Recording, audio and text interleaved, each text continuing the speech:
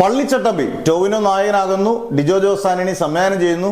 ഈ cinema April 10 release confirm ആയ സിനിമയായിരുന്നു. അതായത് വെള്ളിയാഴ്ച ഇറങ്ങുമെന്നുള്ള കൺഫർമേഷൻ ആയിരുന്നു. ഇത് ഏപ്രിൽ 15 കൃത്യം വിഷുവിൻ്റെ അന്നാക്കി. നല്ല ഡേറ്റ് ആണ്, ഏപ്രിൽ വിഷു നല്ല ഡേറ്റ് ആണ്. പലരും പറഞ്ഞു വാഴ 2 അതിഗംഭീരമായ റെക്കോർഡ് കോടികളിലേക്ക് കയറുമ്പം തിയേറ്ററിലെല്ലാം വാഴ 2 ആളുകളുകൊണ്ട് മാറ്റിയാണ്. അതുകൊണ്ട് മാറ്റിയതല്ല, നമ്മൾ അറിഞ്ഞിടത്തോളം ഇതൊരു രാഷ്ട്രീയ പ്രേരിതം. കാരണം സമുദായവും രാഷ്ട്രീയവും കലർന്ന ഒരുപാട് ഡയലോഗ്സും അല്ലെങ്കിൽ അങ്ങനെയുള്ള സീനുകളും സിനിമയിൽ ഉള്ളതുകൊണ്ട് ഇലക്ഷൻ കഴിഞ്ഞ് 10-ാം തീയതിക്ക് ശേഷം സെൻസറിങ് സർട്ടിഫിക്കറ്റ് കൊടുക്കത്തുള്ളൂ എന്നാണ് നമ്മൾ അറിഞ്ഞ സ്ട്രോങ് ആയിട്ടുള്ള റൂമേഴ്സ്.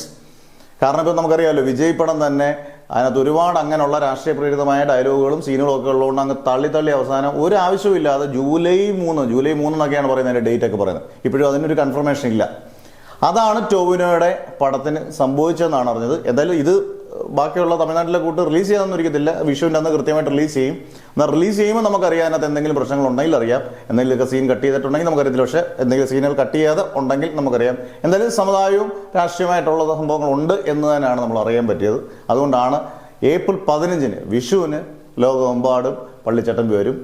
ഇത് മാറ്റിയതിൻ്റെ കാരണം ഇതാണെന്നാണ് നമ്മൾ വിശ്വസിക്കുന്നത്. എന്തായാലും സിനിമ ഇറങ്ങുന്ന ഏപ്രിൽ 15 നമുക്ക് നേരിട്ട് കാണാം.